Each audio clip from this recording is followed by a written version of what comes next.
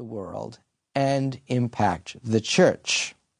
So let's be clear. 6 segments. How did we come up with 6 segments? Well, let's be frank.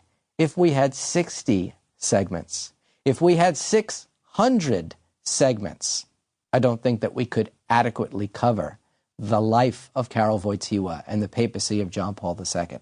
So guess what? We're not even going to try. We're going to do what some people call counter-programming. We're going to look in a small way in 6 segments at big pictures. That's how I designed this program. And it is based in part on some of the work that I did as John Paul II took his final journey to his death in April of 2005. And people were asking, what's the big picture?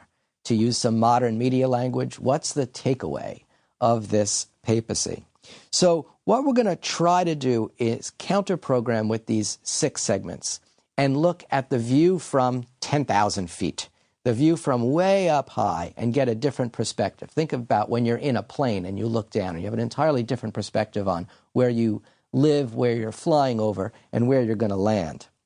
And so this papacy reminds me of the life of Mother Teresa, and it reminds me of the life of Francis of Assisi in the 13th century in this way. Francis of Assisi, Mother Teresa, and John Paul II were all as well known outside the Roman Catholic Church as they were inside the Roman Catholic Church. That's remarkable, absolutely remarkable.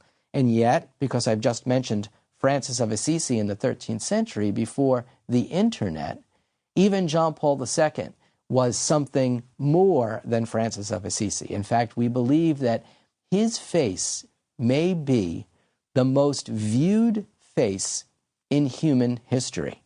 How many people saw Jesus? How many people saw Francis of Assisi face to face? How many people saw John Paul II? Anyone with a television. Anyone who can see a card with his face reproduced on it. So after the technical revolutions, John Paul II had that kind of impact. So what I want to do is I want to focus on certain overarching themes on which I think his legacy rests. And I think that some of these are overlooked, and we're particularly going to look at that in topic 4. His asking God for forgiveness, which I think is the critical key to his papacy, and I also think it's the one that's going to have the most legs in the future. People will talk about it in the future. But in the short run, I think it is undervalued and overlooked, and that's why I want to spend time right in the middle of this program. So after we review the biographical skeleton of his life, which we'll do in this segment, I want to put him on the tapestry of other popes. So how was he a pope among popes? And what do I mean when I say he was the most medieval pope in history? Well, you'll have to wait for topic 2 to see what I mean by that.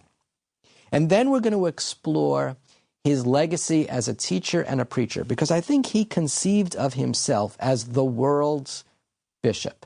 And bishops are charged with sanctifying, with teaching, and with preaching. Absolutely critical tasks. And I think he took those tasks to heart as this is my job in this big evangelizing kind of rubric. And then we're going to look at that question of asking God for forgiveness. And having looked at his role as a theologian and a philosopher, and then giving us this guideline for asking for forgiveness, that's a lesson in humility. That's a lesson in virtue. And then I want to transition to the next logical step, and that is particularly asking for forgiveness for the role that Christians played against Jews in history.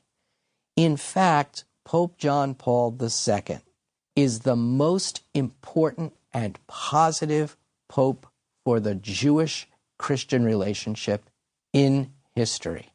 Even I, as an historian who want people to wait before they make statements like that, feel comfortable making that statement. A pope for the Jews. And there the story begins not with John Paul II, but with John